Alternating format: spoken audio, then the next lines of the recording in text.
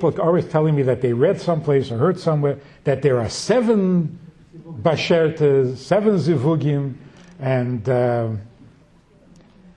I have no idea what that means.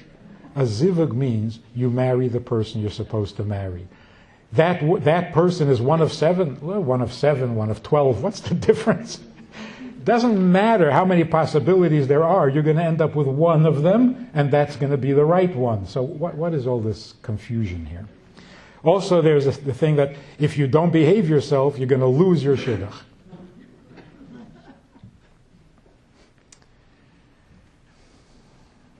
What is the sense of saying that something is meant to be, but it might not be? So what did you just say? Something is meant to be. You didn't. Oh, fine, so it's not going to be. This is nonsense. If something is meant to be, then it's going to be. How can you lose your shidduch?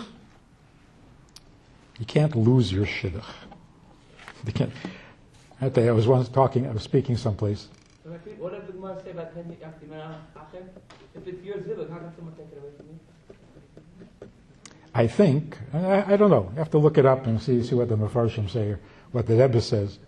I think Yikadmenu Acher means there are, in some cases, there are people who marry twice. The question is, which one is the first shidduch, which one is the second, or the third, or the fourth? So Yikadmenu Acher means the order might get switched, but not that you marry the wrong person. So I got to tell you, once I was speaking, I think it was in Colorado, and I was introduced as being the father of 11 children. That was a few years ago. And I don't remember what I spoke about, but when I finished, this woman raises her hand and says, 11 children? That's where she got stuck. That was an hour earlier. It was still... And I've had, you get very strange comments from people about large families. Just 11 children? I said, yeah. And she, very straight face, she said, do you know that some people don't have any?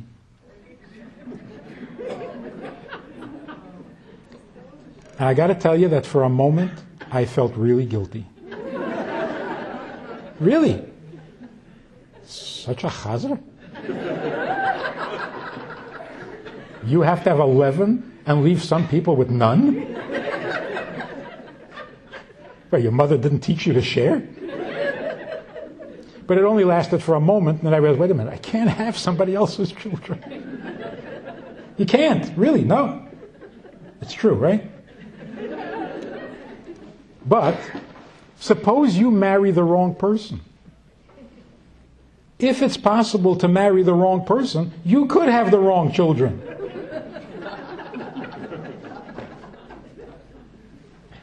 And that wouldn't be nice. What if your child says she's not ready yet, but she's old enough and mature and capable? Old enough, mature, and capable, then she gets to say when she's ready. If you said, what if your daughter says, I'm not ready to get married, or your child says, I'm not ready to get married, and she is immature and incapable? Now you got a problem. But if she's mature and capable, then let her find her way. Trust her. You raised a good girl. Be proud. Be confident. If she can make it to mature and capable, she'll make it to her shidduch.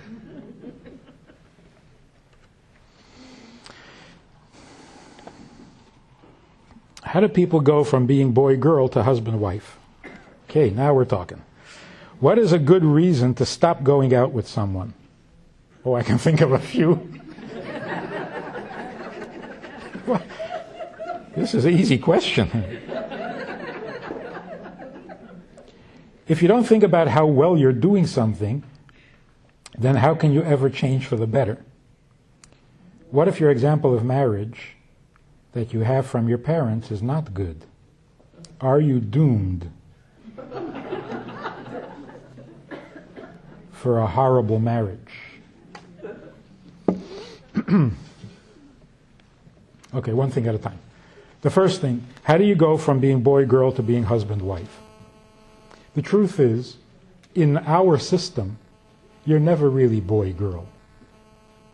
Even when you're dating, it's maybe husband-wife. That's the only reason you are dating.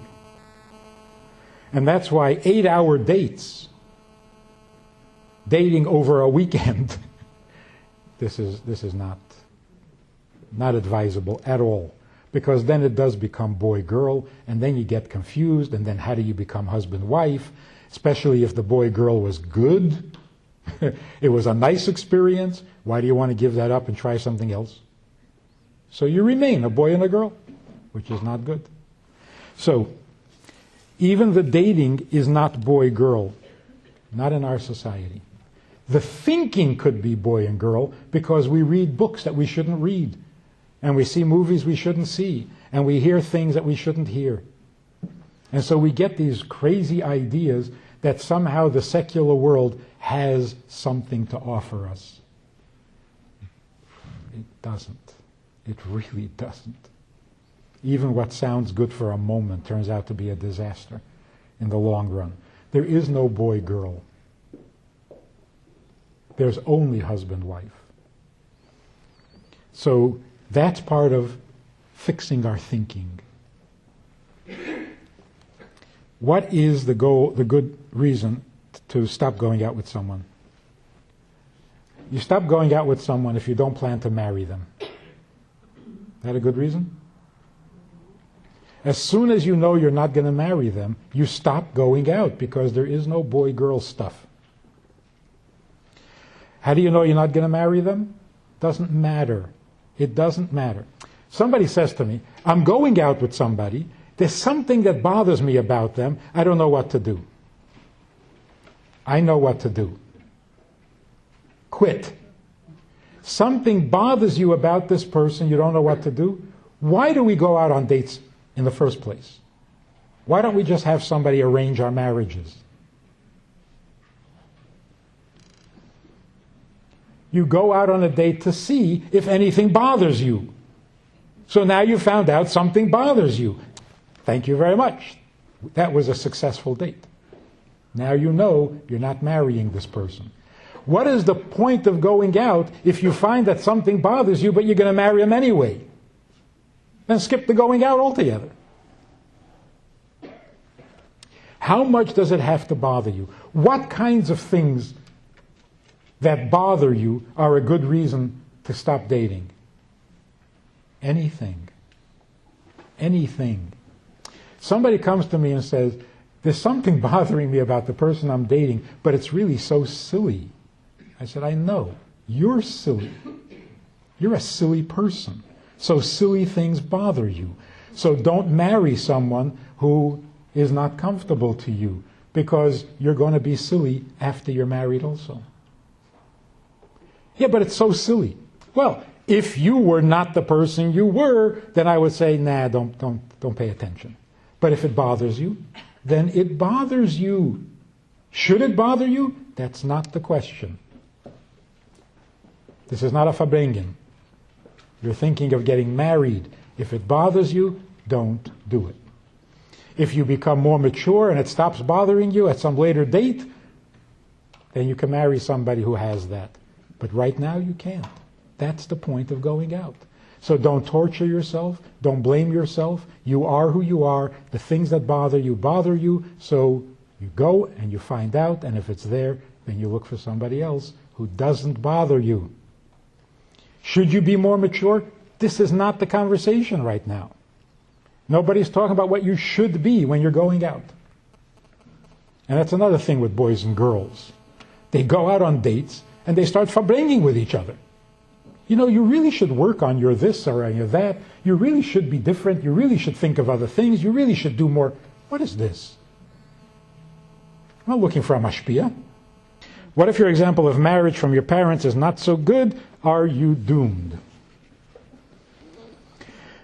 You could be doomed or you could be enlightened.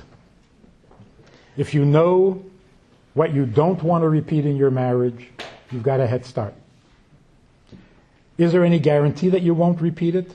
No, there isn't. If you do repeat it and make all the mistakes your parents made, I'm warning you. You're going to have children just like you. Because your parents made these mistakes and you're the result, make the same mistakes and have a daughter like you. Or a son. That's not so terrible. So, imagine the question was worded differently. Am I doomed to have children like me? Yes.